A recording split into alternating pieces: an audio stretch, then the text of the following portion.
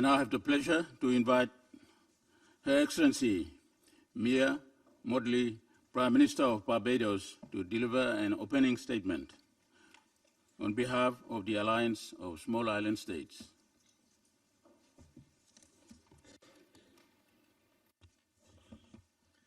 Thank you very much, Mr. Chairman. I am here today conscious that 25 years ago we met in Barbados and settled the Barbados Program of Action. And on that occasion, we recognized that the well-being and welfare of small island developing states required special recognition and was a special case for our environment and our development. The bottom line is that we are not here by accident. And every time I come into these chambers and I'm given a prepared speech, I read it, I ingest it, and I applaud those who write it for me. And I ask them to distribute it. But I really cannot come here and continue to act as if it is life as normal. There is no traditional norm in the part of the world where I come from. And I listened to the last two speakers, and I'm satisfied that there's no traditional norm in the world from which they come. Secretary General, I want to applaud you. And I will again today in my speech in the main hall, because you are swimming against a tide. And you have shown your courage, and you have shown your commitment. You have shown that you are prepared to run your leg of the relay race. But we have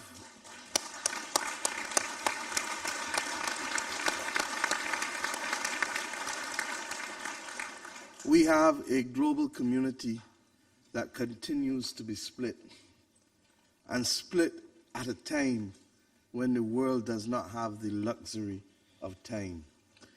It is diabolical. I don't know what other word to use. And it is unbelievable. And I don't have the passion of Greta, or indeed, I don't have to risk what Greta has to risk, because on Tuesday I turned 54. She's 16. And I've had the luxury of being able to live my life as most of you have. But we have come to this point in time with a selfishness that is unparalleled. If the dispute as to what we believed and what we don't believe would only cost us a lack of sleep or some pride, then it is understandable. But if, as the science is showing us, and it is significant that the IPCC report comes the day after your summit, to reinforce that really what is at stake for the oceans and for our environment is far worse than anything we have contemplated, then I believe that those of us who had a security pass to come into this building ought to recognize that we are not just here as representatives of our country, but we are here in trust for humanity. And that trusteeship that has been passed on to us requires now a single-mindedness and singular focus, because the theme of the General Assembly this year is about poverty eradication. It's about education. It's about inclusion, effectively social justice. Causes that for the last 74 years ought to have made everybody who came into this building proud. But none of those three can be effectively achieved if we do not treat to this issue of climate change.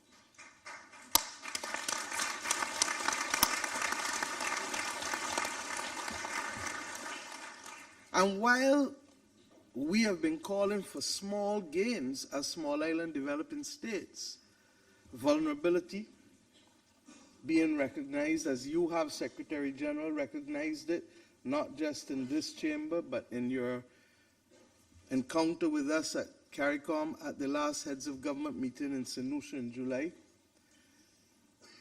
While we call for those small things to you, large to us, because they determine whether we have the ability to spend, and I refer once again to the plight of Barbuda,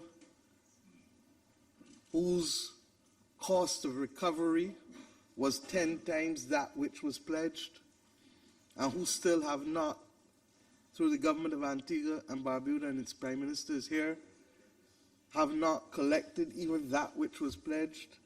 I refer to Dominica, whose public service is minuscule in comparison to most countries in here, but who are required to jump through the same hoops to unlock $300 million in project funds, while the people of Dominica who were affected, like the people of Abaco and Grand Bahama, don't know where they're going to earn money this week, don't know where their children are going to go to school on Monday, don't know where they're going to be able to use and have and do their ablutions in pride and dignity, don't know how they are going to support their elderly who require somebody to be next to them because they're immobile.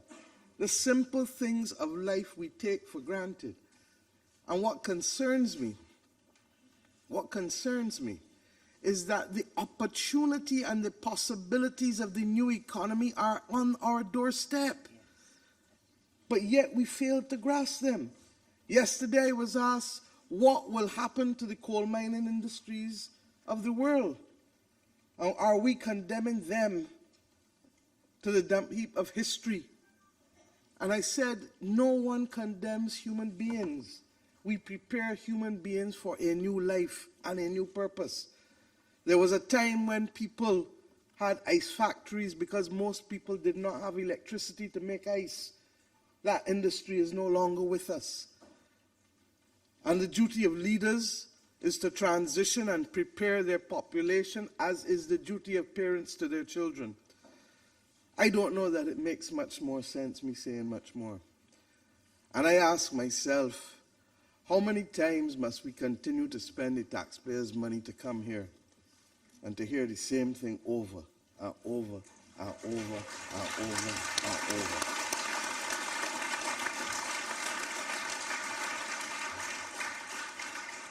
This charter that created this institution promised us that each would have the opportunity to be able to be respected. Each nation would have the opportunity to be able to plot their destiny in accordance with values that we hold dear.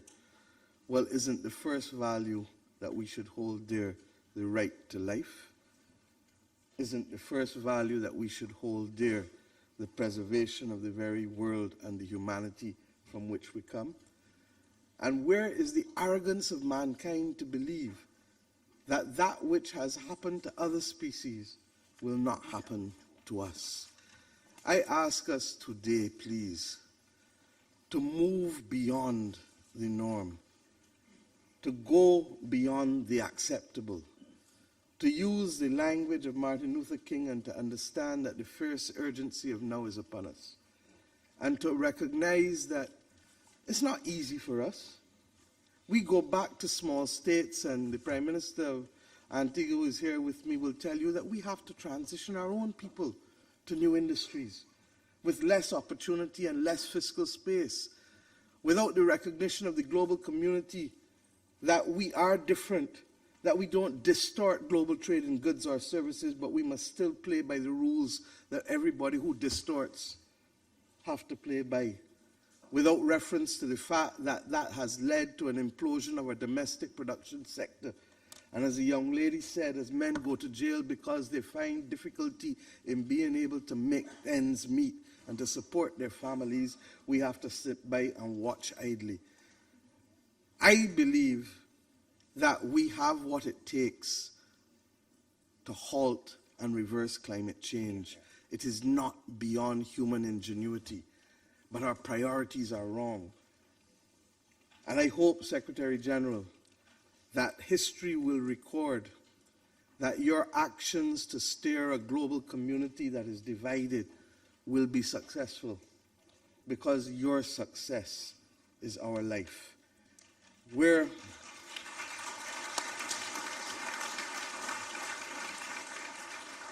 we come from, we are conscious that equity and fair play must be the order of the day because of our history.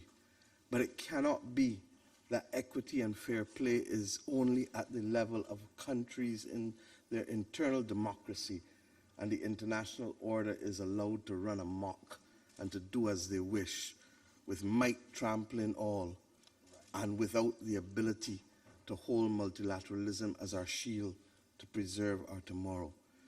May God bless this United Nations, and may God give us the strength to do what our generation requires of us and what global prosperity and survival demands of us today. I thank you.